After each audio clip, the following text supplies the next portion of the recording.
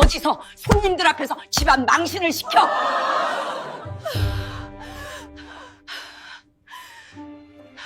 시아버지 팔순 기념식에서 공개된 가족 사진 속에 큰며느리 라윤의 자리는 없었습니다.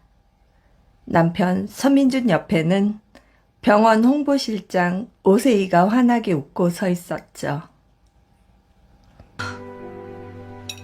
저도 이 집 며느리입니다, 어머니. 오늘 같은 날은 그냥 좀 넘어가자. 그 한마디에 라윤이 3년 동안 붙잡고 있던 기대가 조용히 무너졌습니다.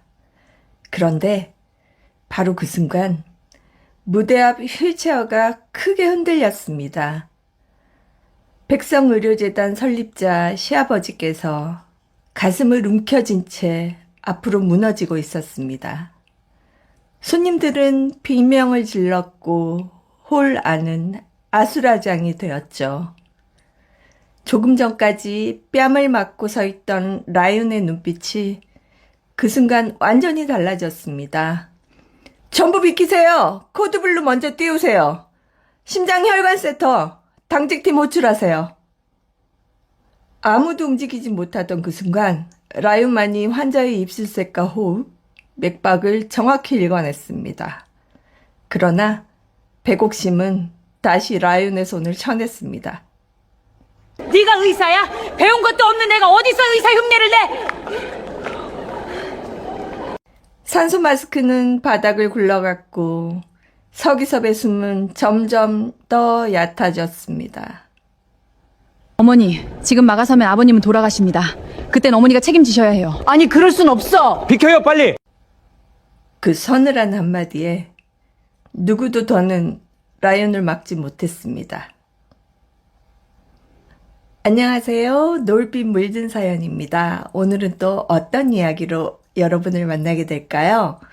지금 어디서 듣고 계신지 댓글 남겨주시면 저도 반갑게 인사드리겠습니다. 그럼 지금 바로 시작하겠습니다.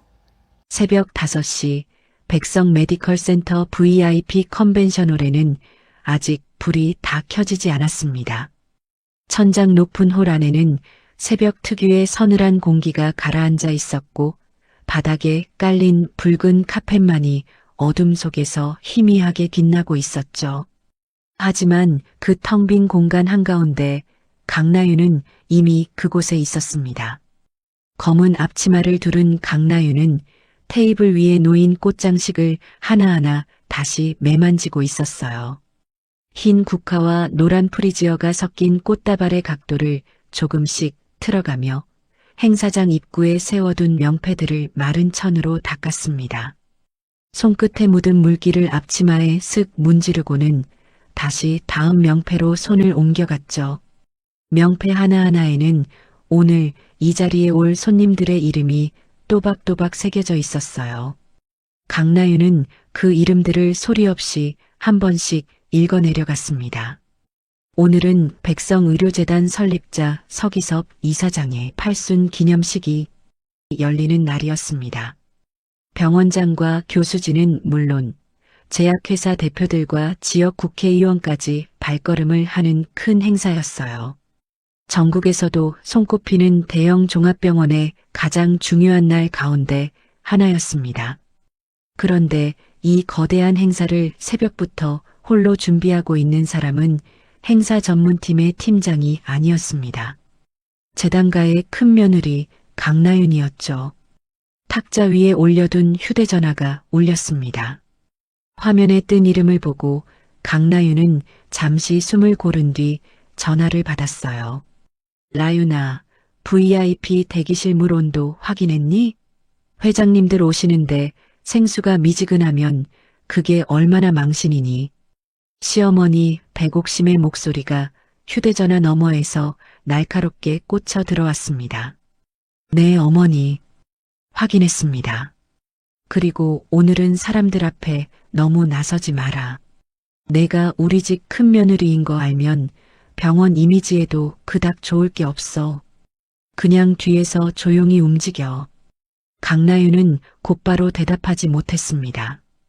컨벤션홀 유리문에 비친 자기 모습이 눈에 들어왔거든요. 단정하지만 어딘가 초라한 검은 원피스, 손목에 희미하게 남아있는 소독약 자국, 그리고 앞치마 끈을 2번이나 감아 묶은 가는 허리. 네, 알겠습니다. 전화가 끊기고 강나윤은 한참 동안 그 유리문 앞에 서 있었습니다. 한때 강나윤은 헬리콥터 날개 소리와 사이렌 속에서 수십 명의 의료진을 향해 지시를 내리던 사람이었어요. 무너진 건물 아래에서, 뒤집힌 차량들 사이에서, 피와 먼지로 뒤덮인 현장 한가운데서 누군가의 생명을 붙들던 손이었죠. 한 번 손을 움직이면 주변의 모든 의료진이 그 손끝을 따라 움직였고, 한마디 지시를 내리면 흩어져 있던 구조의 흐름이 하나로 모였습니다. 그러나 지금 그 손은 명패를 닫고 물잔을 채우고 꽃의 각도를 매만지고 있었습니다. 백성 메디컬 센터는 응급의료센터와 심장혈관센터, 하이브리드 수술실과 VIP 병동까지 모두 갖춘 거대한 병원이었어요. 복도를 걷다 보면 의사와 간호사, 환자와 보호자가 끝없이 오갔고 수술실의 불은 밤낮 없이 켜져 있었습니다. 그러나 이 화려한 병원 안에서 강나윤에게 허락된 자리는 수술실도 진료실도 아니었어요. 강나윤의 자리는 늘 행사장 뒤편, 사람들의 눈에 잘 띄지 않는 구석이었습니다. 강나윤이 이 집안에 들어온 지도 어느덧 3년이 되어가고 있었어요. 처음 시집을 올 때만 해도 강나윤은 자기 과거를 굳이 숨길 생각이 없었습니다. 다만 백옥심이 며느리의 출신을 물었을 때 강나윤은 그저 지방에서 작은 병원 일을 거들었습니다라고만 답했죠. 그 한마디 뒤로 강나윤은 이 집안에서 배운 것 없는 며느리가 되었습니다. 사실 강나윤이 침묵을 택한 데에는 이유가 있었어요. 4년 전 강나윤은 모든 직함을 내려놓고 사라졌습니다. 다시는 그 이름으로 불리고 싶지 않았고 다시는 그 현장으로 돌아가고 싶지 않았죠. 어느 무너진 건물 아래에서 끝내 손을 뻗지 못했던 그날 밤 이후 강나윤은 자기 안에 무언가가 함께 무너져 내렸다고 느꼈어요.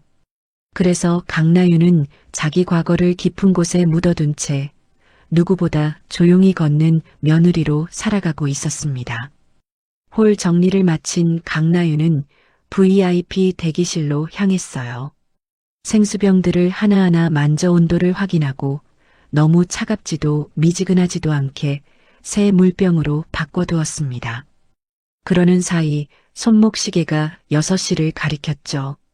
대기실 거울 앞에 선 강나윤은 흐트러진 머리카락을 매만졌어요. 거울 속 얼굴은 피곤해 보였지만 눈빛만은 묘하게 가라앉아 있었습니다. 오랜 세월 수많은 죽음과 삶의 경계를 지켜본 사람만이 가질 수 있는 깊고 고요한 눈빛이었죠. 그때 대기실 문이 빼꼼히 열리며 청소 담당 직원 한 사람이 고개를 들이밀었습니다.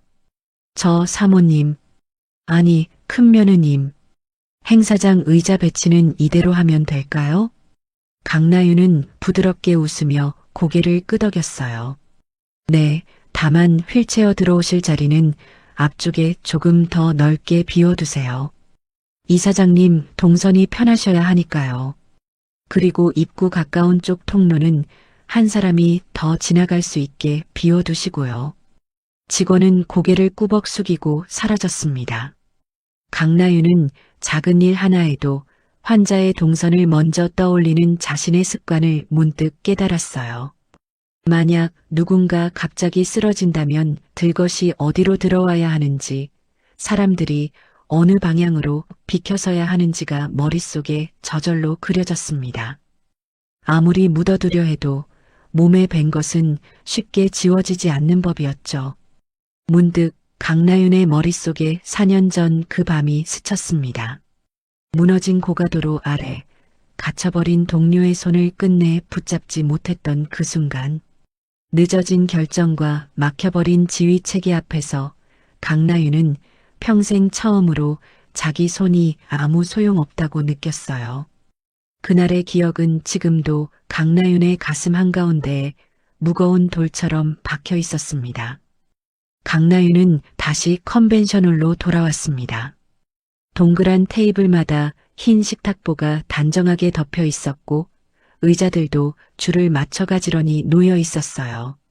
강나윤은 의자 사이를 천천히 걸으며 흐트러진 자리를 바로잡았습니다. 손님 한 사람 한 사람이 앉을 자리를 떠올리며 발이 걸리지 않게 통로의 간격을 다시 맞췄죠. 새벽 6시 반 강나윤은 잠시 홀 한쪽 의자에 앉아 숨을 돌렸습니다. 손등에 남은 작은 흉터가 눈에 들어왔어요. 오래전 한 현장에서 무너진 콘크리트 조각에 긁힌 자국이었죠.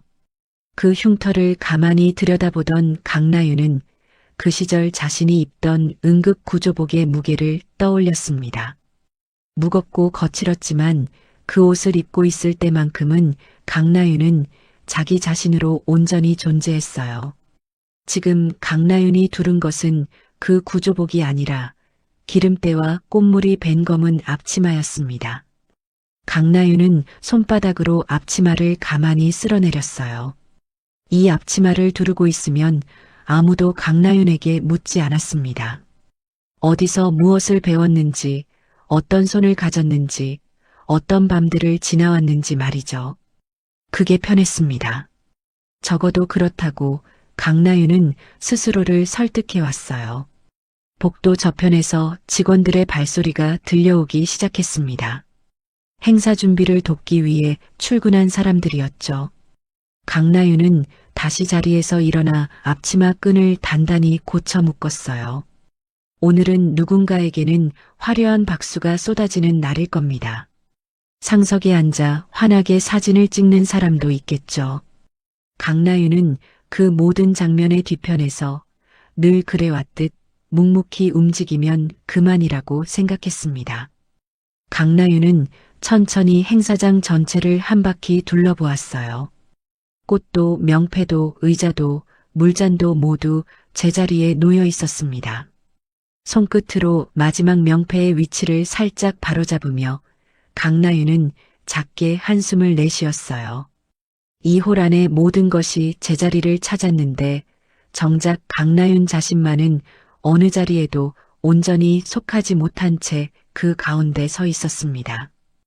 홀의 큰 창으로 새벽빛이 서서히 스며들기 시작했어요. 강나윤은 마지막으로 천장의 조명 스위치를 하나씩 올렸습니다. 어둡던 컨벤셔널이 환하게 밝아왔죠. 그 환한 빛 속에서 강나윤은 잠시 눈을 감았다 떴습니다. 오늘 하루도 조용히 견뎌내자고 그렇게 스스로에게 나직이 말하면서 말이죠. 강나윤은 다시 앞치마 끈을 매만지고 행사장 입구를 향해 걸음을 옮겼습니다. 입구 앞에 멈춰선 강나윤은 손잡이를 잡은 채 잠시 호흡을 가다듬었어요. 곧 이 문으로 수많은 사람이 밀려들어 올 겁니다. 그들 모두에게 강나윤은 그저 행사 준비를 거둔 며느리일 뿐이었죠. 오전 11시 백성 메디컬 센터 VIP 컨벤션홀에는 손님들이 하나둘 몰려들기 시작했습니다. 입구에서부터 화려한 향수 냄새와 낮은 웃음소리가 뒤섞여 흘러나왔어요.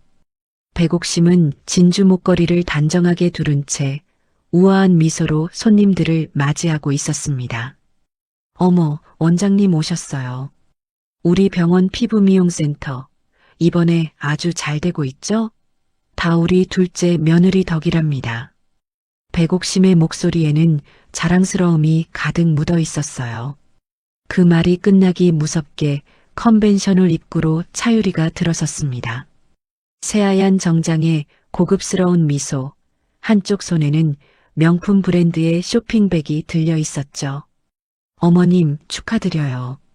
아버님께 드릴 건강검진 프리미엄 패키지랑 어머님 피부 리프팅 예약권도 따로 준비했어요. 백옥심의 얼굴이 활짝 피어올랐습니다. 역시 우리 유리는 다르다니까. 병원에도 도움이 되고 집안 체면도 살리고 말이야. 손님들의 시선이 일제히 차유리에게 쏠렸어요. 여기저기서 부러움 섞인 말들이 새어나왔습니다. 둘째 며느리가 피부과 원장이라면서요? 방송에도 나왔다던데요. 역시 재단가 며느리답네요. 그 말들이 컨벤셔널을 부드럽게 채워나갔습니다. 그리고 바로 그 화려한 무대의 뒤편에서 강나윤은 조용히 빈 물잔을 채우고 있었어요. 손님들이 흘린 냅킨을 줍고 흐트러진 의자를 바로잡으며 누구의 눈에도 띄지 않게 움직였습니다. 신우이 서아린이 일부러 강나윤 쪽을 흘끗 보며 입꼬리를 올렸어요. 큰올케는 오늘도 직원인 줄 알겠네. 앞치마가 너무 자연스럽다, 그렇지 않니? 곁에 있던 시동생 서동건도 낮은 목소리로 거들었습니다. 형수님은 손님들 앞에 안 나오시는 게 오히려 도와주시는 거예요. 병원 이미지라는 게 있으니까요. 강나윤은 아무 말 없이 빈 접시를 차곡차곡 포개어 치웠어요. 손끝은 여전히 차분했고 표정에는 아무런 흔들림도 없었습니다. 다만 마음 깊은 곳에서 익숙한 무언가가 조용히 가라앉고 있었죠. 모욕은 이제 강나윤에게 새삼스러운 일이 아니었습니다. 3년 동안 매일같이 겪어온 일이었으니까요. 강나윤은 속으로 생각했어요. 사람의 가치를 명함 한 장으로만 재는 이 집안에서 굳이 입을 열어 무엇을 증명할 필요가 있을까 하고 말이죠. 그때 컨벤셔널 입구가 다시 한번 술렁였습니다. 휠체어 한 대가 천천히 안으로 들어왔어요. 백성의료재단 설립자이자 백성메디컬센터 이사장인 서기섭이었습니다. 오랜 심장질환으로 몸은 눈에 띄게 야위었지만 사람들을 둘러보는 눈빛만큼은 여전히 형형하게 살아있었죠. 손님들이 일제히 자리에서 일어나 고개를 숙였습니다. 백옥심과 차유리가 빠르게 다가가 서기섭의 양옆에 섰어요. 사진을 찍기 좋은 자리였습니다. 카메라 플래시가 연신 터졌고 서기섭의 양옆에서 두 사람은 가장 환한 미소를 지어 보였습니다. 그런데 정작 서기섭의 시선이 머문 곳은 따로 있었습니다. 홀 뒤편 빈 잔을 채우다 잠시 손을 멈춘 강나윤이었어요. 서기섭은 천천히 휠체어 바퀴를 굴려 그쪽으로 향했습니다. 백옥심이 당황한 듯 따라붙었지만 서기섭은 개의치 않았죠. 강나윤은 다가오는 휠체어를 보고 얼른 무릎을 굽혀 서기섭의 무릎 위에 담요를 덮어주었습니다. 행사장 냉방이 셌거든요. 그 손길이 어찌나 자연스럽고 익숙했는지 마치 오랫동안 환자를 돌봐온 사람의 손 같았어요. 담요를 덮으면서도 강나윤의 눈은 무의식 중에 서기섭의 입술색과 호흡의 깊이를 살피고 있었습니다. 평생을 몸에 익힌 습관이 그렇게 또 한 번 배어나온 것이죠. 서기섭이 아주 낮은 목소리로 입을 열었습니다. 라윤아, 내 손은 이런 일만 하던 손이 아닌 것 같구나. 강나윤의 손끝이 담요 위에서 잠시 멈췄습니다. 가슴이 철렁 내려앉았어요. 하지만 곧 아무렇지 않은 듯 담요 끝을 가지런히 정리했죠. 아버님, 추우시면 언제든 말씀하세요. 서기섭은 더 캐묻지 않았습니다. 다만 강나윤의 손을 한참 동안 무언가를 가늠하듯 가만히 바라보았어요.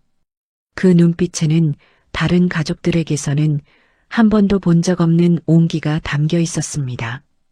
그 모습을 멀리서 지켜보던 백옥심의 표정이 살짝 굳었어요. 백옥심은 빠른 걸음으로 다가와 서기섭의 휠체어 손잡이를 잡았습니다. 여보, 손님들 기다리세요. 어서 앞쪽으로 가셔야죠. 라윤이는 뒤에서 할 일이 많아요. 서기섭은 잠시 강나윤을 돌아보았지만 결국 백옥심에게 이끌려 무대 앞쪽으로 옮겨갔습니다. 강나윤은 멀어지는 휠체어의 뒷모습을 조용히 바라보았어요. 이 집안에서 강나윤을 한 사람으로 봐주는 단 한 사람이 바로 저 서기섭이었습니다. 무대 위에서는 곧 화기애애한 분위기가 무르익었어요. 사회자가 마이크를 잡고 서기섭의 팔순을 축하하는 인사를 건넸고 박수 소리가 홀 안을 가득 메웠습니다. 백옥심은 가족들을 무대 위로 불러 모았어요. 큰아들 서민준, 둘째 며느리 차유리, 시동생 서동건, 시누이 서아린이 차례로 무대에 올랐습니다. 오직 강나윤만이 그 부름에서 빠져 있었어요. 강나윤은 무대 아래 가장 어두운 구석에서 가족들의 환한 얼굴을 올려다보았습니다. 남편 서민주는 무대 위에서 단 한 번도 강나윤 쪽으로 시선을 두지 않았어요. 마치 그 자리에 아내가 없는 사람처럼 말이죠. 강나윤은 결혼 첫 해 저 사람이 자신의 손을 잡고 했던 약속을 떠올렸습니다. 무슨 일이 있어도 지켜주겠다던 그 말은 어느새 빛바랜 종이처럼 부서져 있었어요. 강나윤은 가만히 고개를 숙였습니다.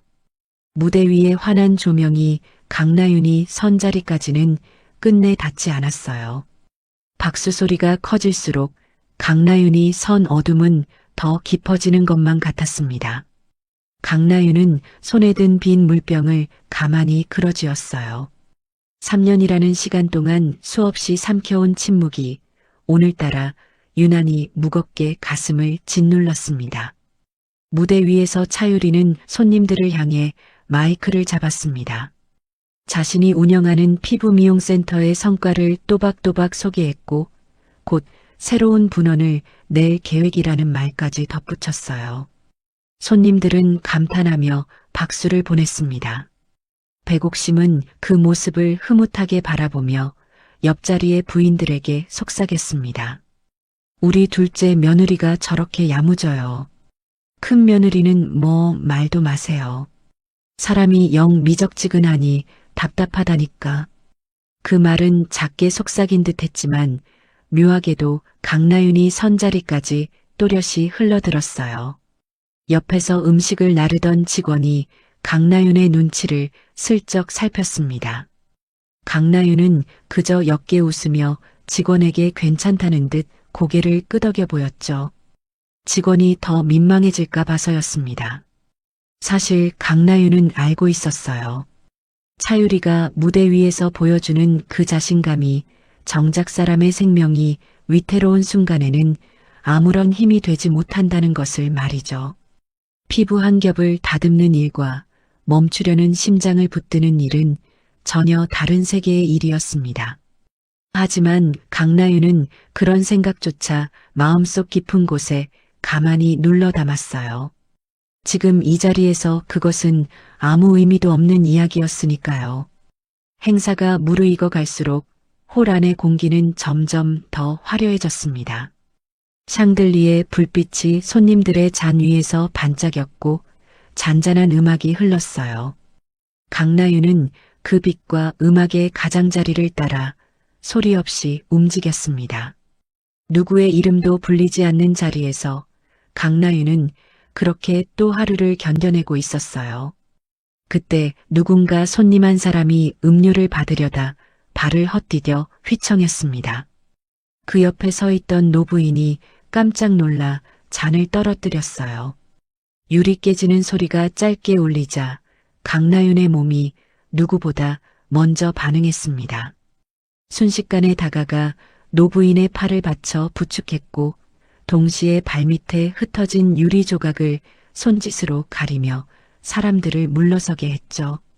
노부인이 다치지 않았는지 손목과 발목을 빠르게 살피는 그 손길은 행사 도우미의 것이 아니라 분명 의료인의 것이었습니다. 괜찮으세요? 발목 한번 천천히 움직여 보시겠어요? 노부인은 고맙다는 듯 강나윤의 손을 마주 잡았습니다. 아이고, 고마워요. 아가씨가 어쩜 이렇게 침착해. 꼭 병원에서 일하는 사람 같네. 강나윤은 옅게 웃으며 깨진 잔을 직접 치웠어요. 그 짧은 순간을 무대 위의 가족들 가운데 누구도 눈여겨보지 않았습니다. 오직 멀리 휠체어에 앉은 서기선만이 그 장면을 조용히 지켜보고 있었죠. 팔순 기념식이 한창 무르익어갈 무렵이었습니다. 백옥심이 무대 한쪽에 마련된 커다란 가림막 앞으로 걸어갔어요. 사회자가 분위기를 띄우며 손님들의 시선을 그쪽으로 모았습니다. 여러분, 오늘 이 뜻깊은 자리를 기념해 백성의료재단 가족이 새로 찍은 가족사진을 공개하겠습니다. 백옥심이 직접 가림막의 끈을 잡아당겼어요. 천천히 천이 흘러내리자 그 안에서 커다란 액자 하나가 모습을 드러냈습니다. 손님들 사이에서 작은 탄성이 흘러나왔어요. 금빛 테두리를 두른 액자는 조명을 받아 더욱 화려하게 빛났습니다. 사진 속에는 서기섭 이사장과 백옥심이 한가운데에 앉아 있었습니다. 그 뒤로 큰아들 서민준, 둘째 며느리 차유리, 시동생 서동건, 시누이 서아린이 환하게 웃으며 서 있었죠. 화목하고 단란한 그야말로 명문가의 가족사진이었습니다. 그런데 강나윤은 그 사진을 보는 순간 발걸음을 멈출 수밖에 없었어요. 남편 서민준의 바로 옆자리, 큰 며느리인 강나윤이 마땅히 서 있어야 할 그 자리에 전혀 다른 사람이 서 있었거든요. 홍보실장 오세희였습니다. 오세희, 남편 서민준과 늦은 밤까지 단둘이 회의한다던 여자. 주말마다 재단 외부 미팅에 함께 다닌다던 여자. 병원 직원들 사이에서 이미 오래전부터 이런저런 말이 돌던 바로 그 이름이었어요. 강나윤은 들고 있던 물병을 가만히 내려놓았습니다. 손끝이 미세하게 떨렸어요. 소문으로 짐작하던 상처와 두 눈으로 똑똑히 확인한 상처는 전혀 다른 무게로 다가왔습니다. 사진 속 두 사람은 마치 오래된 부부처럼 자연스럽게 서로의 곁에 서 있었거든요. 그 자연스러움이 오히려 강나윤의 가슴을 더 깊이 후벼 팠습니다. 하루 이틀 사이에 만들어진 거리가 아니라는 걸 그 사진 한 장이 말없이 증언하고 있었으니까요. 호라는 여전히 박수와 감탄으로 가득했습니다. 누구도 그 사진에서 무엇이 잘못되었는지 알아차리지 못했어요. 오직 강나윤만이 자신이 그 가족이라는 울타리에서 통째로 지워졌다는 사실을 깨닫고 있었습니다. 이름도 자리도 존재마저도 말이죠. 강나윤은 천천히 무대 가까이로 걸음을 옮겼습니다. 평소 같으면 절대 나서지 않았을 자리였어요. 손님들의 눈이 부담스러워서가 아니라 그저 조용히 사는 것이 모두에게 편하다고 여겨왔기 때문이었죠. 하지만 오늘은 무언가가 달랐습니다. 3년 동안 켜켜이 눌러온 무언가가 마침내 조용히 고개를 들고 있었거든요. 어머니, 강나윤의 목소리는 크지 않았지만 묘하게 또렷했습니다.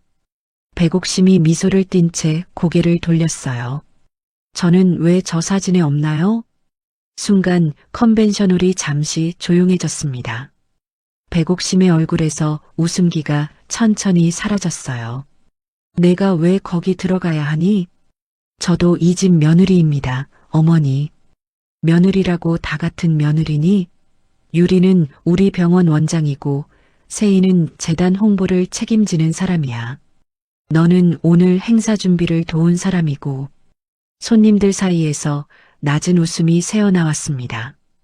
그 웃음소리가 강나윤의 귓가에 바늘처럼 박혔어요. 누군가는 잔을 들어 입을 가렸고 누군가는 옆 사람과 눈짓을 주고받았습니다. 그 모든 시선이 강나윤 한 사람에게로 쏟아졌지만 강나윤은 한 걸음도 물러서지 않았어요. 곁에 있던 서아린이 일부러 모두에게 들리도록 속삭였습니다. 솔직히 큰올케가 사진에 들어가면 좀 어색하긴 하지. 우리 병원 재단과 이미지랑은 영 안 맞잖아. 안 그래? 강나윤은 천천히 고개를 돌려 남편 서민준을 바라보았습니다. 무대 위에서 서민준은 강나윤과 눈이 마주치자 황급히 시선을 피했어요. 단 한 번이라도 좋으니 자신의 편에 서서 입을 열어주기를 강나윤은 마지막으로 기다렸습니다. 그 짧은 외면 하나가 강나윤이 3년 동안 간신히 붙잡고 있던 마지막 끈을 끊어내고 말았습니다. 민준 씨도 그렇게 생각해요? 강나윤의 목소리가 미세하게 떨렸습니다. 넓은 홀 안의 모든 소리가 일순간 멀어지고 오직 남편의 입술만이 강나윤의 눈에 들어왔어요. 그 한마디에 지난 3년이 걸려 있다는 걸 정작 서민준만은 알지 못하는 듯 했습니다. 서민준은 입술만 달싹였어요. 한참을 망설인 끝에 나온 말은 강나윤이 가장 듣고 싶지 않던 말이었습니다. 오늘 같은 날엔 그냥 좀 넘어가자, 라윤아. 그 말이 강나윤의 가슴 한가운데를 차갑게 파고들었어요. 지켜달라는 것도 아니었습니다. 그저 자신이 이 집안의 사람이라고 그 한마디만 해주길 바랐을 뿐이었죠. 하지만 남편은 끝내 그 한마디를 외면했습니다. 강나윤은 문득 깨달았어요. 결혼 생활 내내 자신이 붙잡고 있던 것은 사랑이 아니라 언젠가는 달라질 거라는 헛된 기대였다는 것을요. 그 기대가 무너지자 남은 것은 오직 텅 빈 침묵뿐이었습니다. 바로 그 순간 백옥심이 성큼성큼 강나윤에게 다가왔습니다. 손님들이 보는 앞에서 집안 망신을 당했다고 여긴 모양이었어요. 백옥심의 얼굴이 분노로 일그러졌고 진주 목걸이가 흔들릴 만큼 거친 걸음이었습니다. 어디서 손님들 앞에서 집안 망신을 시켜. 짝! 마른 손바닥이 강나윤의 뺨을 후려치는 소리가 넓은 컨벤셔널 벽에 둔탁하게 부딪혀 울렸습니다. 그 소리는 음악보다도 박수보다도 크게 홀 전체에 퍼져나갔어요.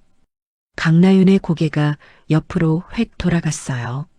순식간에 뺨 위로 붉은 자국이 선명하게 올라왔습니다. 홀 안은 물을 끼얹은 듯 조용해졌어요. 손님들의 시선이 일제히 강나윤에게 쏠렸습니다. 조금 전까지 강나윤을 비웃던 사람들조차 이 노골적인 폭력 앞에서는 차마 입을 열지 못했어요. 강나윤은 천천히 고개를 바로 했습니다. 뺨은 화끈거렸지만 이상하게도 눈물은 나오지 않았어요. 오히려 마음 깊은 곳에서 무언가가 차갑게 가라앉고 있었습니다. 3년이라는 시간이 단 한 번의 손찌검으로 와르르 무너져 내리는 순간이었어요. 강나윤은 이 집안에 들어온 첫날을 떠올렸습니다.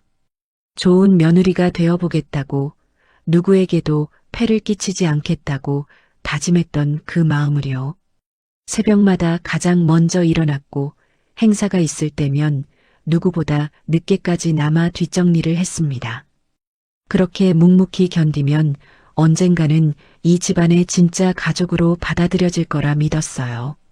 그러나 오늘 그 모든 노력의 끝에 돌아온 것은 손님들 앞에서의 손찌검과 사진 한 장에서조차 지워진 자기 자신이었습니다. 강나윤은 화끈거리는 뺨을 손으로 감싸지도 않았습니다. 그저 똑바로 선 채 백옥심을 가만히 바라보았어요. 그 시선에는 더 이상 두려움도 슬픔도 담겨 있지 않았습니다. 다만 어떤 결심 같은 것이 조용히 자리를 잡아가고 있었죠.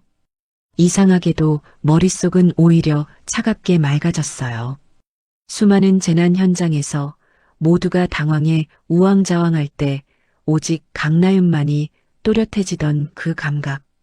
바로 그 감각이 오랜 잠에서 깨어나듯 천천히 돌아오고 있었습니다. 손님들은 어색하게 시선을 피했고 서아린과 서동건은 안절부절 못하며 눈치를 살폈습니다. 차유리는 입을 가린 채 그 광경을 지켜보고 있었어요. 서민주는 끝내 무대에서 한 발짝도 내려오지 못했습니다. 강나윤을 향해 손을 뻗지도 어머니를 말리지도 못한 채 그저 창백한 얼굴로 굳어 있을 뿐이었죠. 그 무력한 모습을 바라보며 강나윤은 오히려 마음이 차분해졌습니다. 더 이상 기대할 것도 매달릴 것도 없다는 사실이 도리어 강나윤을 자유롭게 만들었거든요. 화려한 샹들리에 아래 한 여자가 뺨을 맞고 가족 사진에서 지워진 채 홀로 서 있었어요. 비단 드레스를 입은 손님들과 값비싼 향수 냄새, 흥겨운 음악 속에서 강나윤만이 초라한 검은 알치마 차림으로 가자리에 서 있었습니다. 그러나 그 누구도 지금 자신들 앞에 서 있는 이 여자가 어떤 사람인지 알지 못했습니다. 한때 수백 명의 생명을 두 손으로 붙들었던 사람이라는 것을, 그리고 그 손이 곧 다시 한번 모두가 지켜보는 앞에서 움직이게 되리라는 것을 말이죠. 강나윤의 뺨이 붉게 부어오르고 컨벤셔널이 숨죽인 정적에 잠긴 바로 그 순간이었습니다. 무대 앞쪽에서 둔탁한 소리가 들려왔어요. 휠체어 한 대가 크게 흔들렸습니다. 사람들의 시선이 그쪽으로 쏠렸어요. 서기섭 이사장이 가슴을 움켜쥔 채 몸을 앞으로 천천히 꺾고 있었습니다. 아버님, 서민준이 비명에 가까운 소리를 지르며 무대 아래로 뛰어내려갔어요. 서기섭의 얼굴은 순식간에 잿빛으로 변해 있었습니다. 입술이 파랗게 질리고 숨이 끊어질 듯 얕고 가빠졌어요. 가슴을 움켜쥔 손에는 핏기 하나 없었습니다. 무언가를 말하려는 듯 입을 벌렸지만 목에서는 쇳소리 같은 거친 숨만 새어나왔어요. 그러더니 이내 휠체어 팔걸이를 붙잡고 있던 손에서 힘이 빠져나갔습니다. 컨벤셔널은 그야말로 아수라장이 되었어요. 손님들이 놀라 자리에서 벌떡 일어났고 의자가 넘어지고 잔이 깨지는 소리가 여기저기서 들려왔습니다. 병원 직원들이 우르르 뛰어왔지만 정작 눈앞의 환자를 어떻게 해야 할지 아무도 갈피를 잡지 못했어요. 누군가는 휴대전화를 꺼내들고 어쩔 줄 몰라 했고 또 누군가는 큰 소리로 사람을 불렀습니다. 조금 전까지 우아하던 백옥심은 두 손으로 입을 막은 채 남편이 쓰러지는 광경 앞에서 그대로 얼어붙고 말았어요. 평생 사람들 위해 군림하던 안주인도 죽음 앞에서는 한낱 무력한 노인일 뿐이었습니다. 바로 그때 강나윤의 눈빛이 달라졌습니다. 방금 전까지 뺨을 맞고 고개를 숙이고 있던 며느리는 어디에도 없었어요. 그 자리에 서 있는 것은 수많은 재난 현장에서 수십 명의 생명을 지휘하던 응급 현장의 지휘관이었습니다. 모욕도 아픔도 붉게 부어오른 뺨도 그 순간만큼은 강나윤의 머릿속에서 깨끗이 사라졌어요. 오직 눈앞에서 꺼져가는 한 생명만이 강나윤의 온 신경을 사로잡았습니다. 강나윤의 시선이 단숨에 서기섭의 입술과 목, 가슴의 움직임을 훑어내렸어요. 입술의 빛깔, 호흡의 깊이, 흉부가 들썩이는 간격까지 수천 번 반복해 몸에 새긴 관찰이 단 몇 초 만에 끝났습니다. 강나윤은 망설임 없이 서기섭에게 다가갔습니다. 전부 비키세요. 환자 주변 공간 확보합니다. 강나윤의 목소리는 낮았지만 이상하게도 홀 전체를 가르고 또렷하게 울렸어요. 우왕좌왕하던 사람들이 자기도 모르게 한 발씩 물러섰습니다. 119 부르지 말고 코드블루 먼저 띄우세요. 여긴 병원 아닙니다. 응급의료센터에 바로 연락하고 심장혈관센터 당직팀 호출하세요. 산소 가져오시고요. 강나윤이 빠르게 지시를 쏟아냈습니다. 그 명령은 너무도 정확하고 거침이 없어서 곁에 있던 병원 직원들이 자기도 모르게 그 말에 따라 움직이기 시작했어요. 어디서 그런 용어를 알고 있는지, 어떻게 저렇게 침착할 수 있는지 의아해할 겨를도 없었습니다. 다급한 현장에서 사람을 움직이게 만드는 것은 직함이 아니라 흔들림 없는 확신이라는 것을 강나윤은 누구보다 잘 알고 있었거든요. 차유리가 얼떨결에 서기섭의 손목을 붙잡았습니다. 피부미용센터 원장이라는 이름이 무색하게 차유리의 손은 맥을 제대로 짚지도 못한 채 허공에서 떨고 있었어요. 어디를 어떻게 눌러야 맥이 잡히는지조차 알지 못하는 손이었습니다. 진짜 응급 상황 앞에서 그 화려한 직함과 방송 출연 경력은 아무런 힘이 되지 못했어요. 차유리는 결국 겁에 질려 손을 떼고 뒤로 물러서고 말았습니다. 비키세요. 강나윤이 차유리를 옆으로 물리고 서기섭 앞에 무릎을 꿇었습니다. 한 손으로 서기섭의 턱을 들어 기도를 확보하고 다른 손으로는 목의 동맥을 짚었어요.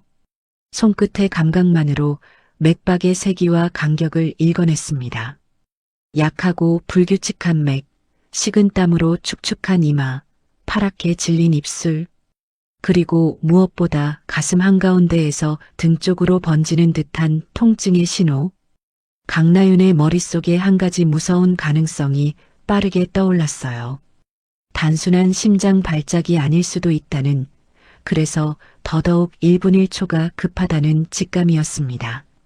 바로 그 순간 백옥심이 얼어붙은 몸을 풀고 달려들었습니다. 그러고는 강나윤의 손을 거칠게 쳐냈어요. 그 손 치워. 내가 의사야? 간호사야? 병원 며느리라고 환자 몸에 함부로 손대도 되는 줄 알아? 강나윤이 이를 악물었습니다. 어머니, 지금 대동맥에 문제가 생긴 것일 수 있습니다. 의식이 떨어지고 있어요. 여기서 1분만 지체해도. 입 다물어. 배운 것도 없는 애가 어디서 함부로 의사 흉내를 내. 백옥심은 거의 발작하듯 소리를 지르며 강나윤을 힘껏 밀쳐냈습니다.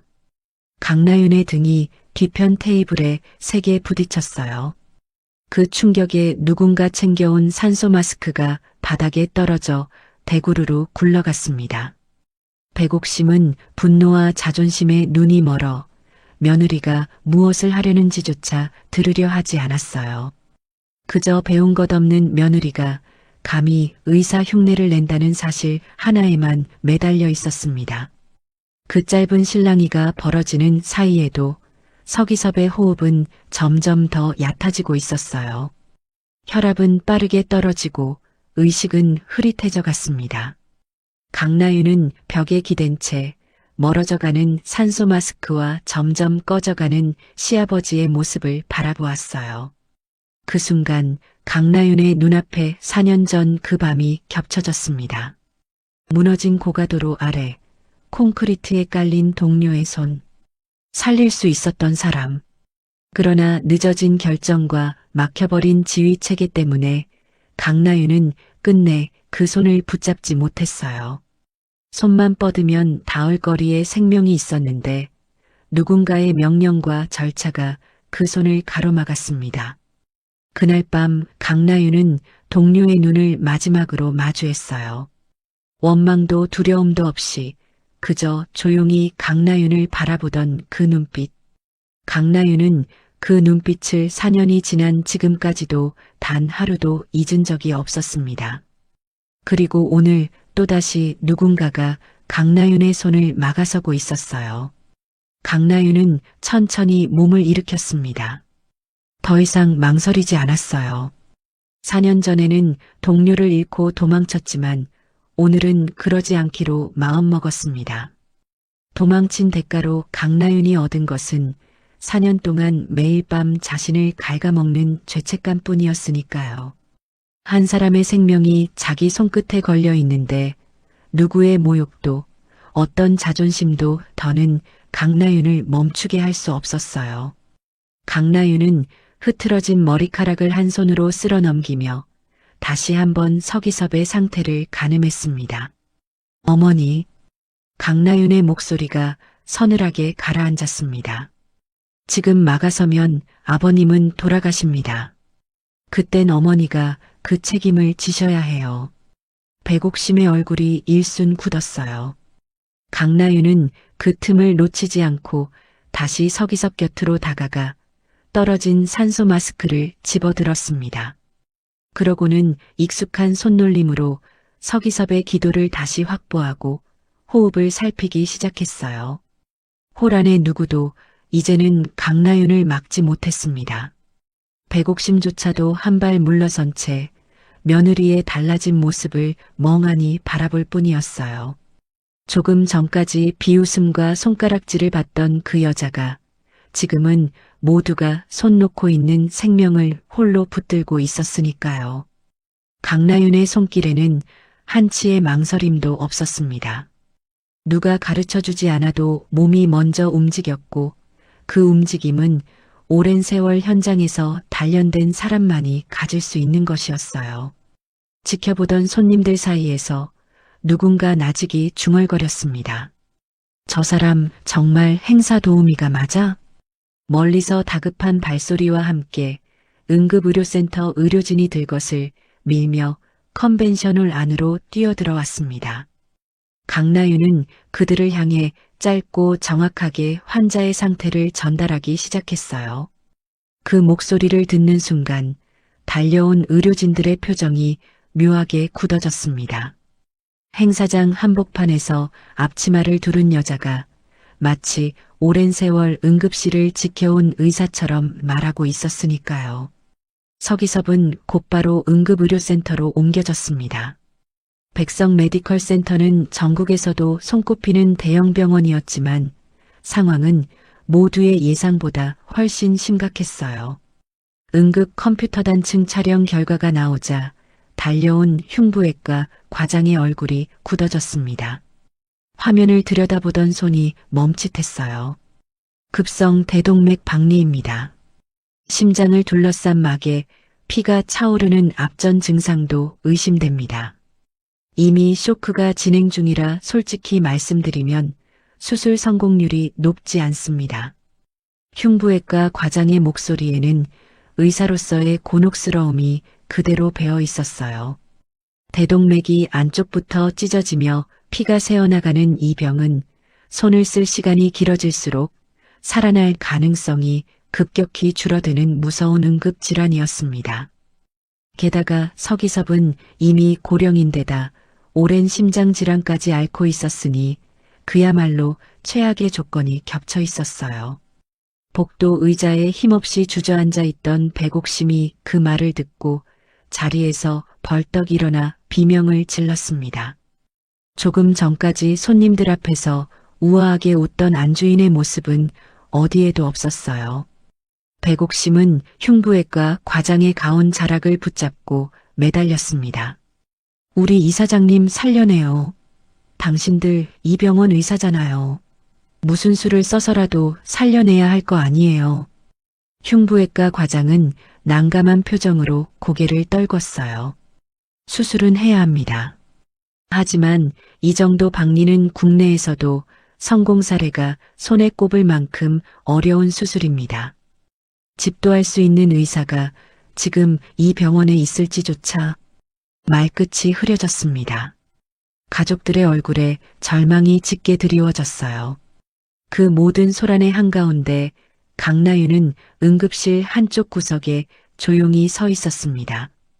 두 눈은 벽에 걸린 컴퓨터 단층 촬영 영상에 못 박힌 듯 고정되어 있었어요. 강나윤의 시선이 화면 위를 빠르게 훑어 내려갔습니다. 찢어진 대동맥의 정확한 위치, 혈류가 새어나가는 방향, 심장 주변을 짓누르는 압박의 정도까지. 다른 의료진들이 영상을 보며 고개를 절레절레 흔드는 동안 강나윤의 머릿속에서는 이미 수술의 경로가 한 장의 지도처럼 또렷하게 그려지고 있었어요. 어디를 먼저 절개하고 어느 혈관을 어떤 순서로 막아야 하는지, 인공혈관은 어느 지점에 이어 붙여야 하는지, 마치 오래전부터 알고 있던 길처럼 선명하게 떠올랐습니다. 할 수 있다. 강나윤은 직감했습니다. 분명 살릴 수 있는 길이 보였어요. 4년 전 무너진 현장에서 산소도 조명도 부족한 그 절망적인 상황에서조차 같은 병을 앓던 환자를 두 손으로 살려낸 적이 있었으니까요. 하물며 모든 장비가 갖춰진 이 대형 병원이라면 강나윤에게는 분명 길이 보였습니다. 하지만 입을 여는 순간 강나윤은 자신이 그토록 오래, 그토록 깊이 숨겨온 정체를 이 자리에서 모두 드러내야 했어요. 한번 드러난 이름은 다시는 숨길 수 없을 터였습니다. 강나윤의 손끝이 잘게 떨렸어요. 4년 동안 가슴 깊은 곳에 묻어둔 이름. 다시는 꺼내지 않으리라 몇 번이고 다짐했던 그 이름. 그 이름을 입에 올리는 순간 강나윤이 힘겹게 쌓아 올린 조용한 일상은 모두 무너질 것이 분명했습니다. 동료를 잃고 도망친 죄책감도, 그 죄책감을 견디기 위해 택했던 침묵의 세월도 모두 한꺼번에 끄집어내질 터였어요. 강나윤은 마른 침을 삼켰습니다. 그러나 벽에 걸린 영상 속에서 시아버지의 심장은 강나윤의 망설임을 기다려주지 않았어요. 바로 그때였습니다. 병원 정문 쪽이 갑자기 소란스러워졌어요. 검은 차량 세대가 응급센터 앞에 미끄러지듯 멈춰 섰습니다. 차 문이 열리고 정장 차림의 경호원들이 먼저 빠르게 내려 길을 텄어요. 뒤이어 한 중년 남자가 단호한 걸음으로 응급센터 안으로 들어섰습니다. 병원 직원들이 그 위세에 눌려 절로 길을 비켜섰어요. 누가 보아도 보통 인물이 아니었습니다. 국가재난의료본부장 윤태호였습니다. 병원장이 깜짝 놀라 황급히 허리를 숙였어요. 본부장님? 여긴 어쩐 일로 직접? 윤태호는 병원장의 인사에 대답하지 않았습니다. 그 시선은 응급센터 안에 다른 누구도 아닌 구석에 조용히 서 있는 한 여자에게 고정되어 있었어요. 앞치마 차림, 붉게 부어오른 뺨, 헝클어진 머리카락. 누가 보아도 행사장에서 막 끌려 나온 듯한 초라한 모습이었습니다. 그러나 윤태호는 단번에 알아보았어요. 4년 동안 단 하루도 잊은 적 없는 얼굴이었으니까요. 윤태호가 천천히 한 걸음 한 걸음 강나윤 앞으로 걸어왔습니다. 응급실 안의 모든 사람이 숨을 죽인 채 그 모습을 지켜보았어요. 윤태호는 강나윤 앞에 멈춰 서더니 잠시 그 얼굴을 가만히 바라보았습니다. 4년이라는 세월의 무게가 그 눈빛에 고스란히 담겨 있었어요. 그러고는 누구도 예상하지 못한 행동을 했습니다.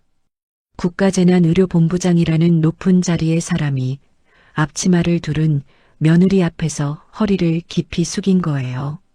강나윤 팀장님, 4년 동안 정말 오래 찾았습니다. 응급실 전체가 그대로 얼어붙었습니다. 백옥심이 멍하니 입을 벌렸어요. 팀장? 지금 누구한테 팀장이라고? 백옥심이 떨리는 목소리로 되물었지만 윤태호는 그 말에 답하지 않았어요. 대신 천천히 몸을 일으켜 응급실에 모인 병원장과 의료진, 그리고 가족들을 향해 한 사람 한 사람의 눈을 마주하며 또렷한 목소리로 말했습니다. 이분은 전 국가재난의료본부 응급외상팀장 강나윤 선생입니다. 4년 전 중앙고가도로 붕괴사고 현장에서 43명의 생명을 두 손으로 살려낸 분입니다.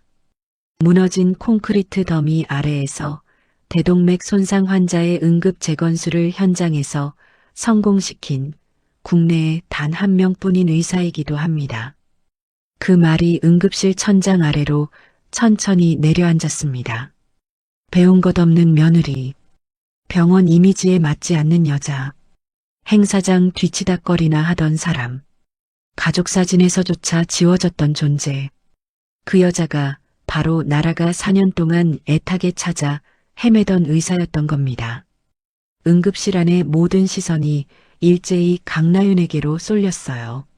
조금 전까지 강나윤의 손을 쳐내고 뺨을 때리고 벽으로 밀쳤던 백옥심의 얼굴에서 핏기가 싹 빠져나갔습니다.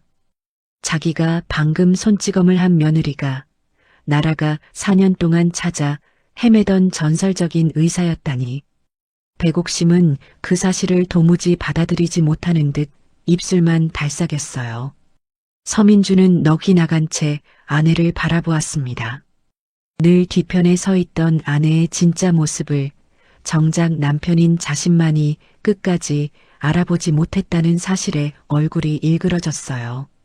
차유리와 서아린, 서동건은 입을 다물지 못한 채 그 자리에 그대로 굳어 있었습니다. 강나윤은 천천히 고개를 들어 윤태호를 바라보았습니다. 4년 만에 마주한 옛상간의 얼굴이었어요. 그 눈에는 반가움과 안도 그리고 미안함이 한데 뒤섞여 있었습니다. 4년 전 그 무너진 현장에서 강나윤은 윤태호의 목숨을 제 손으로 살려낸 적이 있었어요. 그날 이후 윤태호는 사라진 강나윤을 한순간도 잊지 않고 찾아왔던 겁니다. 두 사람 사이에는 굳이 말로 다 풀어놓지 않아도 통하는 생사를 함께 넘나든 사람들만의 깊은 신뢰가 흐르고 있었어요. 강나윤은 잠시 눈을 감았어요. 그토록 도망쳐온 이름이 이제 모두의 앞에 드러나고 말았습니다. 그러나 이상하게도 마음은 두렵지 않았어요. 오히려 오랫동안 짊어지고 있던 무거운 짐 하나를 마침내 내려놓은 듯한 기분이었습니다. 지금 이 순간 강나윤에게 중요한 것은 오직 하나뿐이었어요. 응급실 너머에서 한 생명이 시시각각 꺼져가고 있다는 사실. 정체가 드러난 것도, 가족들의 충격도, 백옥심의 손찌검도 지금은 아무래도 좋았습니다. 강나윤은 천천히 눈을 떴어요. 그 눈빛은 이미 며느리의 것이 아니라 한 사람의 목숨을 두 손에 짊어진 의사의 것이었습니다. 강나윤은 윤태호를 향해 짧게 입을 열었어요. 환자 상태부터 봐야겠습니다. 강나윤의 그 한마디가 떨어지자 응급실의 공기가 완전히 달라졌습니다. 조금 전까지 강나윤을 손가락질하고 비웃던 사람들은 어느새 입을 굳게 다물고 강나윤의 입에서 나올 다음 말을 숨죽여 기다리고 있었어요.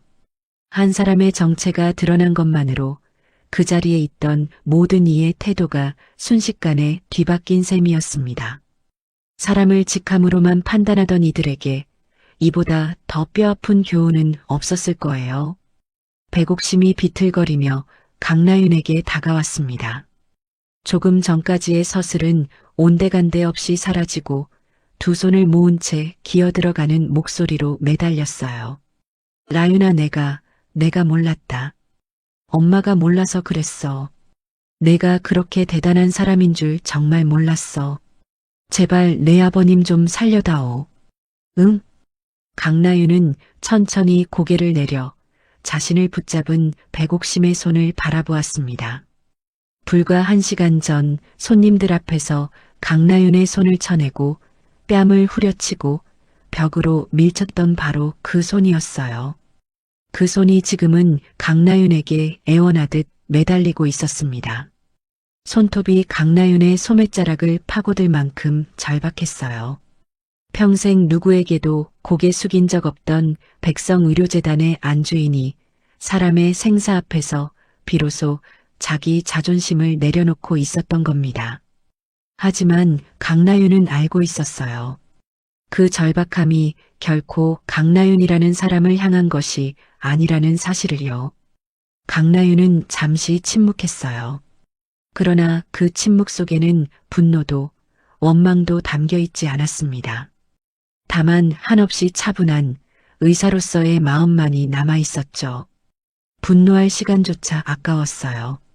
지금 이 순간에도 시아버지의 대동맥에서는 피가 새어나가고 있었으니까요. 미움이라는 감정은 사치였습니다. 강나윤의 머릿속은 오직 환자를 살릴 시간을 어떻게 단 1분이라도 앞당길 것인가, 그 한 가지로만 가득 차 있었어요. 저를 믿지 않으셔도 됩니다, 어머니. 강나윤의 목소리는 놀라울 만큼 담담했어요.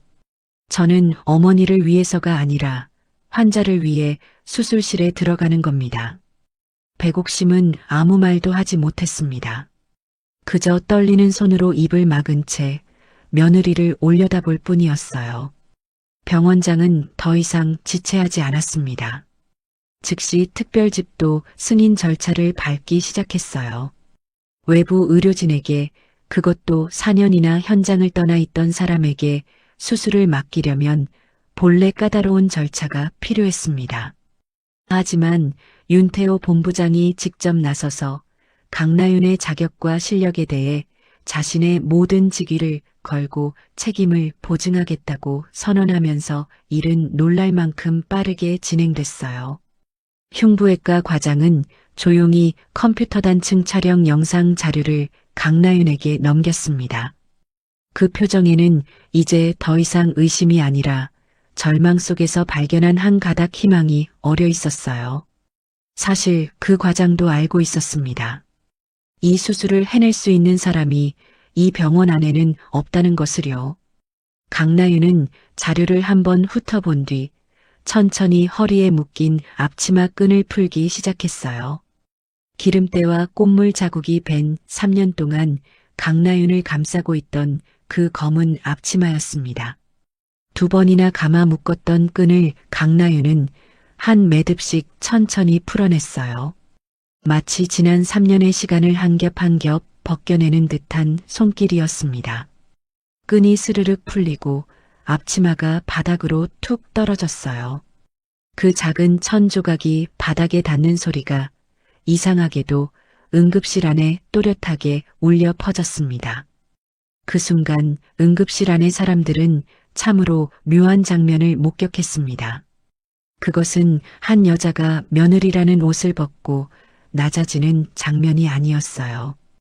오히려 오랫동안 잘못된 자리에 갇혀있던 한 사람이 마침내 자기 본래의 자리로 당당히 돌아가는 장면이었습니다. 앞치마가 가리고 있던 것은 강나윤의 초라함이 아니라 강나윤의 진짜 모습이었던 거예요. 그 광경을 지켜보던 백옥심은 자신이 3년 동안 무엇을 짓밟아 왔는지를 그제야 어렴풋이 깨닫기 시작했습니다. 강나윤은 수술 준비실로 향했습니다. 흐르는 물에 팔꿈치까지 꼼꼼히 손을 씻고 소독약으로 2손을 닦은 뒤 푸른 수술복으로 갈아입었어요. 그 모든 동작 하나하나가 군더더기 없이 정확하고 빨랐습니다. 오랜 세월 몸에 밴 사람만이 가질 수 있는 움직임이었어요. 그러는 동안 강나윤의 모습은 조금씩 달라져 갔습니다. 늘 구부정하던 등이 곧게 펴지고 어딘가 흔들리던 눈빛은 얼음처럼 차갑고 또렷하게 정돈됐어요. 검은 앞치마를 두르고 종종 걸음치던 며느리는 어디에도 없었습니다.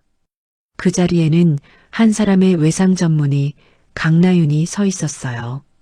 거울에 비친 자기 모습을 본 강나윤은 4년 만에 처음으로 낯설지 않은 자신과 마주했습니다.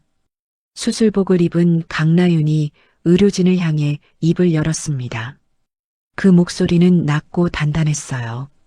하이브리드 수술실 바로 열어주세요.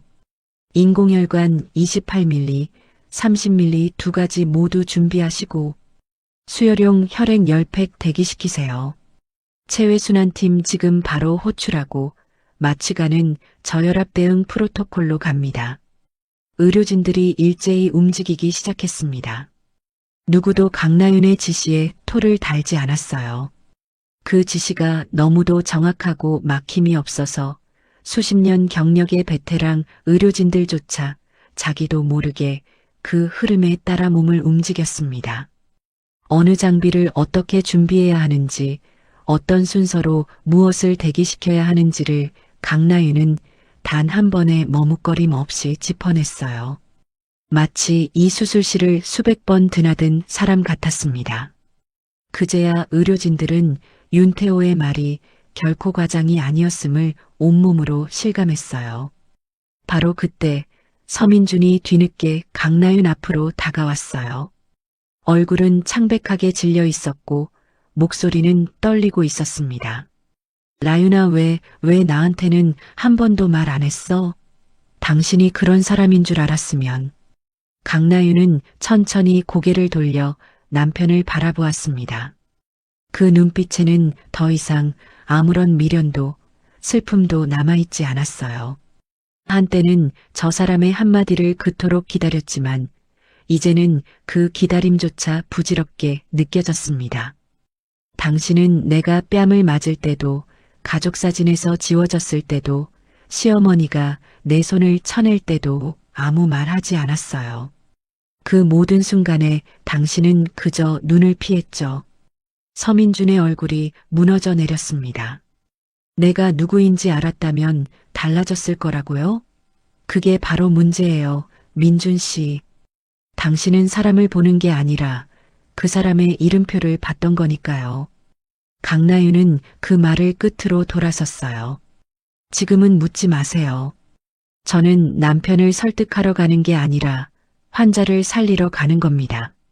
서민주는 아무 말도 하지 못한 채 멀어지는 아내의 뒷모습을 바라볼 수밖에 없었습니다. 3년이라는 시간 동안 곁에 두고도 끝내 알아보지 못한 아내.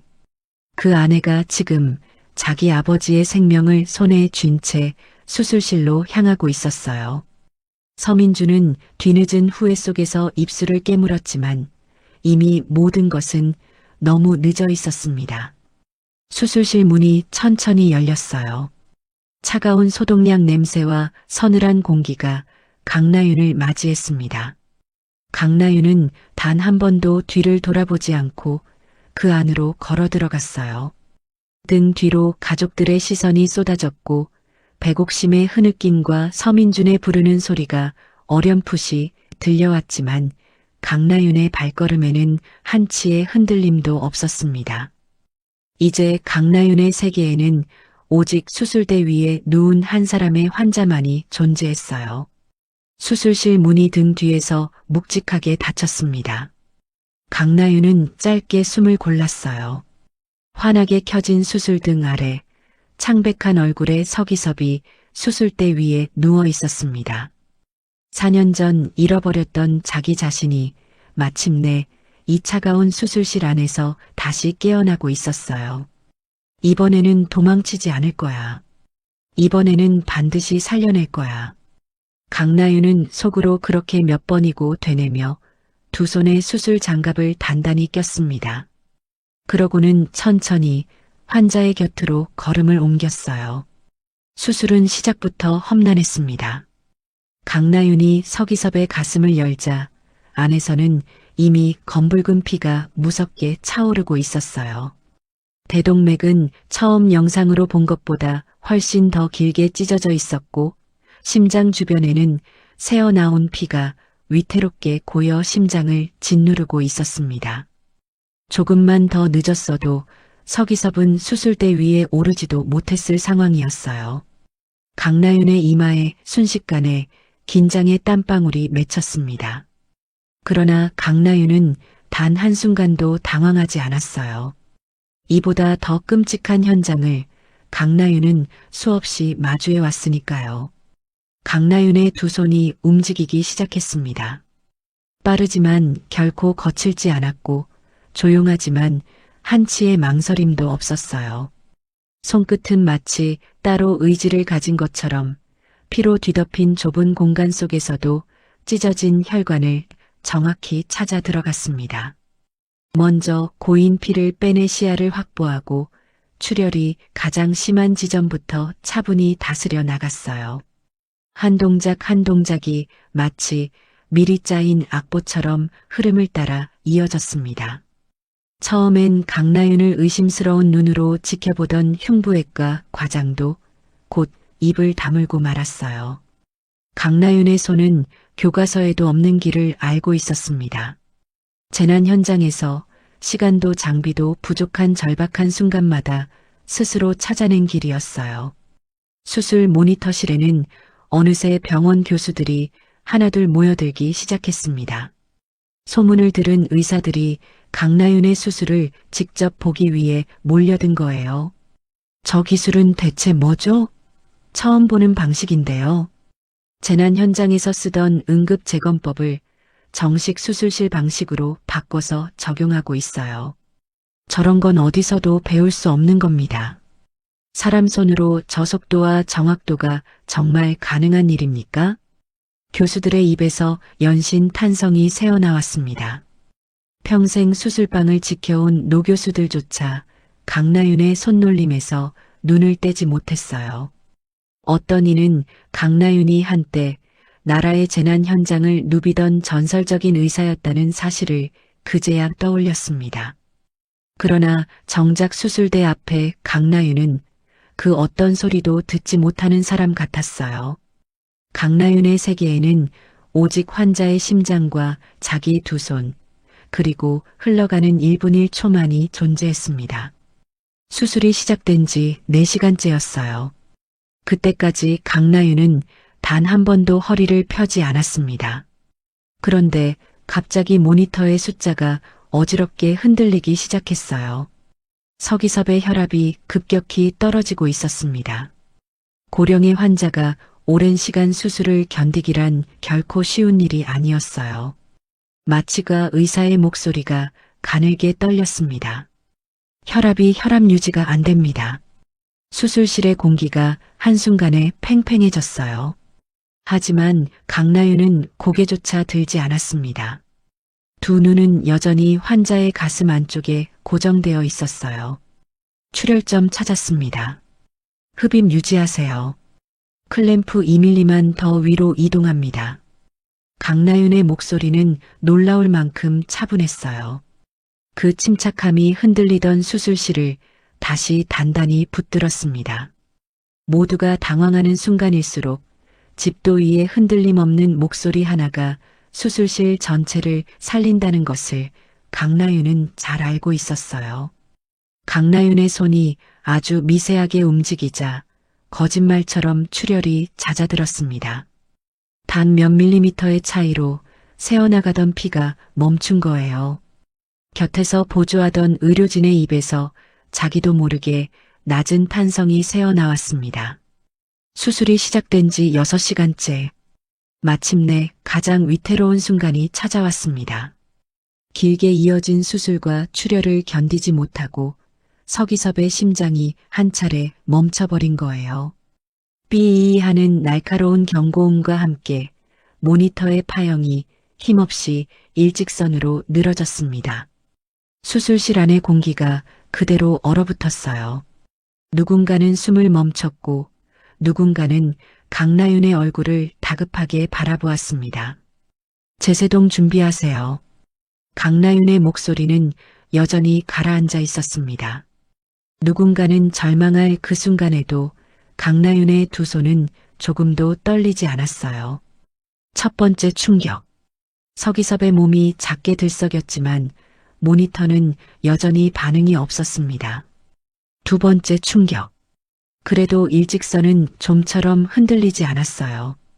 시간이 흐를수록 회복의 가능성은 줄어들고 있었습니다. 수술실 안에 모두가 숨을 멈췄습니다. 그러나 강나윤은 포기하지 않았어요. 잠시 손을 멈추고 방금 봉합한 부위를 아주 미세하게 다시 조정했습니다.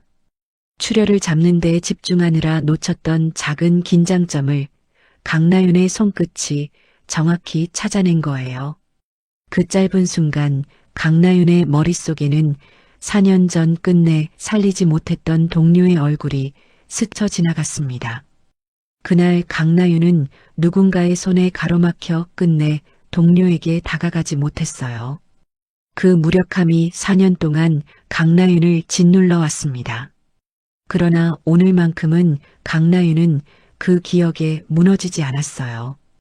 오히려 그 아픈 기억을 멈추려는 심장을 되살리기 위해 두 손에 더 큰 힘을 싣는 이유로 삼았습니다. 이번에는 반드시 끝까지 손을 놓지 않으리라 다짐하면서요. 세 번째 충격. 순간 일직선이던 모니터의 파형이 꿈틀했어요. 모두의 시선이 모니터 한 점에 모였습니다. 곧이어 작은 산봉우리 같은 파형이 하나, 둘, 천천히, 그러다 규칙적으로 그려지기 시작했어요. 멈췄던 서기섭의 심장이 다시 뛰기 시작한 겁니다. 수술실 안에 잠시 정적이 흘렀고 그 정적은 곧 안도의 숨소리로 채워졌어요. 수술실 안에서 누군가 참았던 안도의 한숨을 길게 내쉬었습니다. 모니터실에서는 한 노교수가 나직이 중얼거렸어요.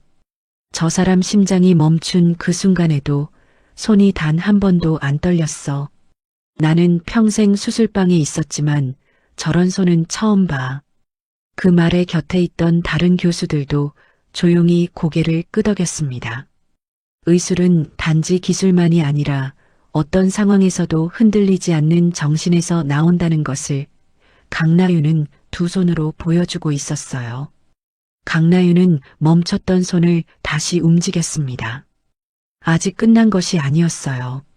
심장이 다시 뛰기 시작했다 해도 마지막 봉합을 완벽하게 마치지 못하면 모든 것이 물거품이 될 수 있었습니다.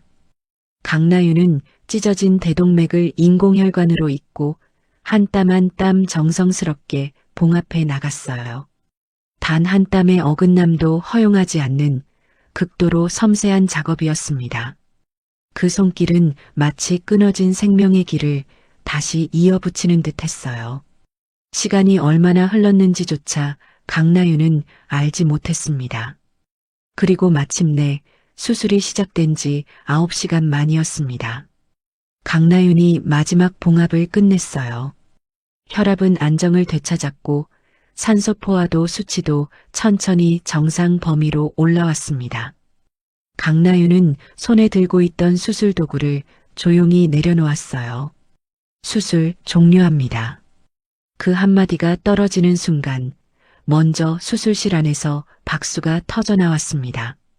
곁에서 9시간을 함께 버틴 의료진들이 벅찬 얼굴로 강나윤을 향해 손뼉을 쳤어요.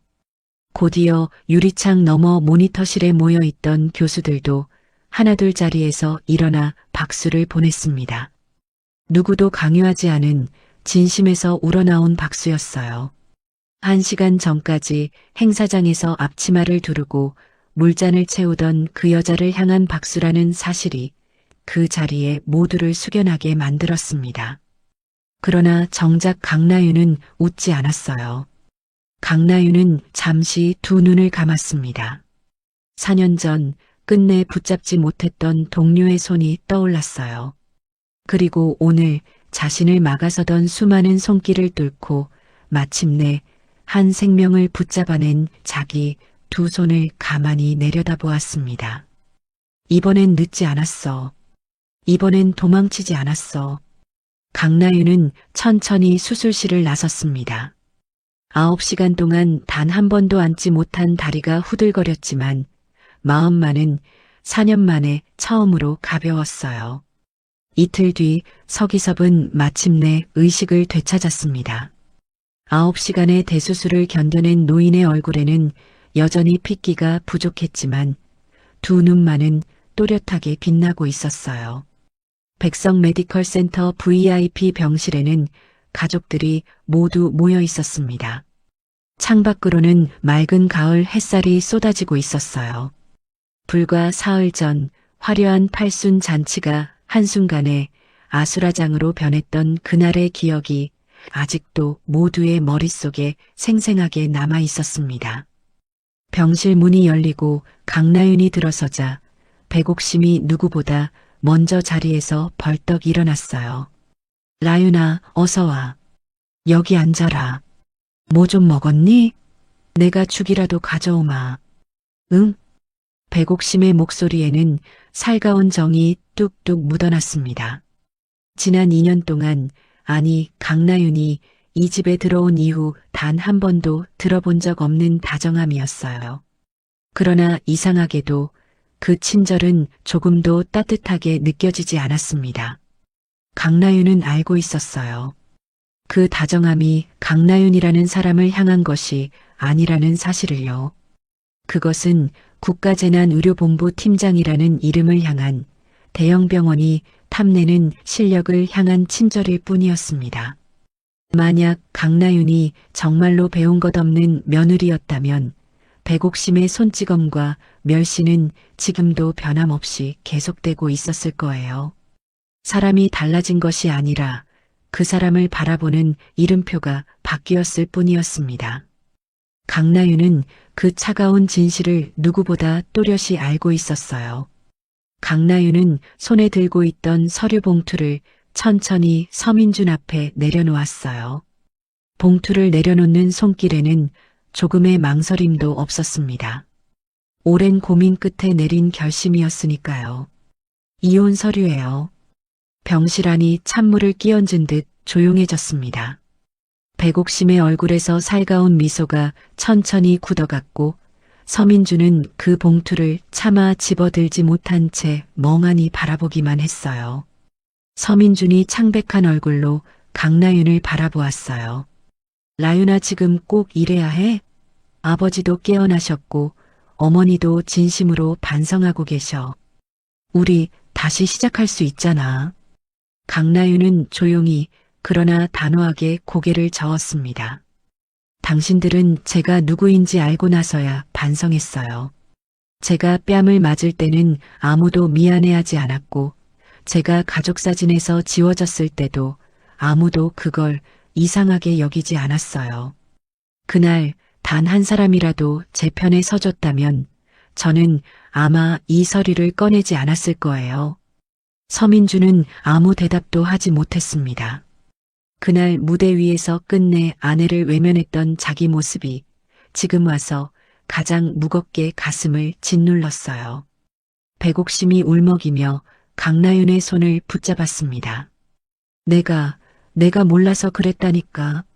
내가 그렇게 대단한 사람인 줄 알았으면 내가 왜 그랬겠니? 응? 이 어미가 잘못했다. 강나윤의 눈빛이 서늘하게 가라앉았어요. 그래서 더 끝내야 하는 겁니다, 어머니. 백옥심이 멈칫했습니다. 제가 대단하지 않았다면 어머니는 계속 그렇게 하셨을 거라는 뜻이잖아요. 사람을 그 사람 자체로 보지 않고 쓸모로만 판단하는 집. 저는 그런 집에 더는 며느리로 남고 싶지 않습니다. 아무도 선뜻 대답하지 못했어요. 차유리는 고개를 떨궜고 서아린과 서동건도 어색하게 시선을 피했습니다. 강나윤의 말이 옳다는 것을 그 자리에 모두가 알고 있었으니까요. 바로 그때 침대에 누워있던 서기섭이 힘겹게 입을 열었습니다. 라윤아. 가족들의 시선이 일제히 서기섭에게 쏠렸어요. 서기섭의 목소리는 가늘었지만 한마디 한마디에 힘이 실려 있었습니다. 미안하다. 내 병원이 사람을 살리는 곳인 줄로만 알았는데 정작 내 집안은 사람 하나를 조용히 죽이고 있었구나. 그걸 알면서도 모른 척한 나도 똑같은 죄인이다. 강나윤의 눈가가 잠시 흔들렸어요. 이 집안에서 강나윤을 끝까지 한 사람으로 봐준 단 한 사람. 늘 며느리의 조용한 태도 뒤에 무언가 있다는 것을 어렴풋이 눈치채고 있던 사람. 그 사람의 진심 어린 사과였습니다. 다른 누구의 변명보다도 서기섭의 이 한마디가 강나윤의 마음을 깊이 울렸어요. 사과란 자신이 무엇을 잘못했는지 정확히 아는 사람만이 할 수 있는 것이었으니까요. 서기섭은 떨리는 손을 들어 머리맡에 놓인 병원 재단 서류를 가리켰어요. 내가 원한다면 백성 메디컬 센터 응급외상센터를 맡아다오. 이 병원에는 바로 내 손 같은 의사가 필요하다. 그게 이 늙은이의 마지막 부탁이다. 병실 안이 다시 술렁였습니다. 그것은 단순한 부탁이 아니었어요. 떠나려는 며느리를 의사라는 이름으로 다시 붙잡는 손이었습니다. 가족이라는 이름으로는 강나윤을 붙들 수 없다는 것을 서기섭은 누구보다 잘 알고 있었던 거예요. 그래서 서기섭은 강나윤이 가장 강나윤다울 수 있는 자리, 바로 환자를 살리는 자리를 내밀었습니다. 강나윤은 한참 동안 침묵했어요. 창밖의 가을 햇살이 강나윤의 옆얼굴을 부드럽게 비추었습니다. 4년 전 잃어버린 자신과 3년 동안 견뎌온 며느리의 시간이 그 침묵 속에서 천천히 정리되고 있었어요. 그리고 마침내 강나윤은 천천히 입을 열었습니다. 저는 이 집 며느리로는 남지 않겠습니다. 강나윤의 목소리는 단단했어요. 하지만 의사로서 환자를 살리는 일이라면 다시 하겠습니다.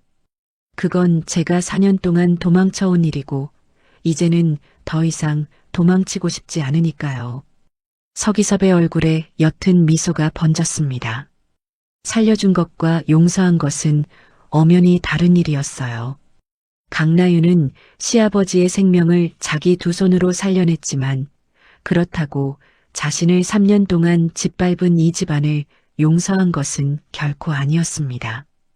생명을 살리는 것은 의사로서의 책임이었고 누구를 용서하느냐 마느냐는 강나윤 자신의 마음이 결정할 문제였으니까요. 강나윤은 이 둘을 분명하게 구분했습니다. 그것이 강나윤이 4년의 침묵 끝에 마침내 되찾은 자기 자신에 대한 존엄이었어요. 다만 의사로서의 길만은 다시 걷기로 한 겁니다. 그 길은 누구를 위해서가 아니라 오직 강나윤 자신을 위한 길이었어요. 며칠 뒤 병원 로비의 대형 화면에 한 줄 뉴스가 흘러나왔습니다. 전 국가재난의료본부 강나윤 팀장, 백성 메디컬센터 응급외상센터장으로 의료계 복귀. 강나윤은 푸른 수술복을 입고 응급센터 복도를 걸었어요. 더 이상 기름때 묻은 검은 앞치마도 사람들의 눈을 피해 종종 걸음치던 구부정한 어깨도 없었습니다. 등은 곧게 펴졌고 한 걸음 한 걸음에는 흔들림 없는 확신이 담겨 있었어요. 복도를 지나는 의료진들이 강나윤을 향해 정중히 고개를 숙였습니다. 한때 행사장 뒤편에 가려져 있던 그 이름이 이제는 병원에서 가장 존경받는 이름이 되어 있었어요. 뒤따라오던 젊은 전공의가 조심스레 물었습니다. 센터장님, 준비되셨습니까? 강나윤은 수술모를 고쳤으며 옅게 웃었어요. 네. 이번엔 숨지 않겠습니다. 바로 그 순간 응급실 자동문이 활짝 열렸습니다. 멀리서 구급차 사이렌 소리가 점점 가까워졌어요. 들것에 실려 들어오는 환자, 다급하게 외치는 구급대원들의 목소리. 누군가의 생명이 또다시 강나윤의 손길을 애타게 기다리고 있었습니다. 강나윤의 눈빛이 순식간에 날카롭게 변했어요. 그러나 그 안에는 더 이상 4년 전의 두려움도 도망치고 싶은 마음도 없었습니다. 오직 한 생명을 붙들겠다는 의사의 단단한 의지만이 빛나고 있었어요. 강나윤은 그 사이렌 소리를 향해 힘차게 달리기 시작했습니다. 누군가의 초라한 며느리가 아니라 누군가의 생명을 두 손으로 붙드는 사람으로, 가족 사진에서 지워졌던 이름이 아니라 수많은 생명이 부르는 이름으로 4년 동안 멈춰있던 강나윤의 시간이 마침내 다시 흐르기 시작했어요. 그리고 이번에는 그 누구도 강나윤의 손을 막아설 수 없었습니다. 오늘의 이야기는 여기까지입니다. 강나윤은 끝내 그 집에서 며느리로 남지 않았습니다. 하지만 의사로서 한 사람의 생명을 살리는 길은 다시 선택했습니다. 누군가는 말할지도 모릅니다. 그래도 가족인데 한 번은 용서해야 하지 않느냐고요. 하지만 저는 그렇게 생각합니다. 살려준 것과 용서한 것은 분명히 다른 일입니다. 라윤이 시아버지를 살린 것은 미움보다 생명을 먼저 본 의사의 마음이었던 것 같고요. 그 집을 떠난 것은 자기 자신을 더 이상 잃지 않겠다는 한 사람의 결심이었던 것 같습니다. 사람은 누구나 자기 자리가 있습니다. 누군가의 집안일을 해주는 자리, 누군가의 눈치를 보는 자리, 이거는 있으면 안 될 것 같고요. 누군가에게 인정받기 위해 작아지는 자리도 있으면 안 되겠죠. 내 이름으로 서 있을 수 있는 자리, 내가 나답게 숨 쉴 수 있는 자리, 그 자리를 찾는 일은 늦었다고 해서 포기할 일이 아니라고 생각합니다. 오늘의 라윤처럼 오래 참고 오래 숨고 오래 견뎌온 사람도 어느 순간 다시 일어설 수 있죠. 그리고 그때 필요한 건 모두의 박수가 아니라 내 마음속에서 들려오는 작은 한마디일지도 모릅니다. 이제는 나를 잃지 말자. 여러분은 오늘 이야기에서 어떤 마음이 가장 오래 남으셨나요? 댓글로 여러분의 생각도 함께 나눠주세요. 끝까지 들어주셔서 진심으로 감사합니다. 구독과 좋아요는 다음 이야기를 만드는데 큰 힘이 됩니다. 그럼 저는 또 다음 이야기를 만들러 가보도록 하겠습니다. 이야기 끝까지 들어주셔서 진심으로 감사합니다.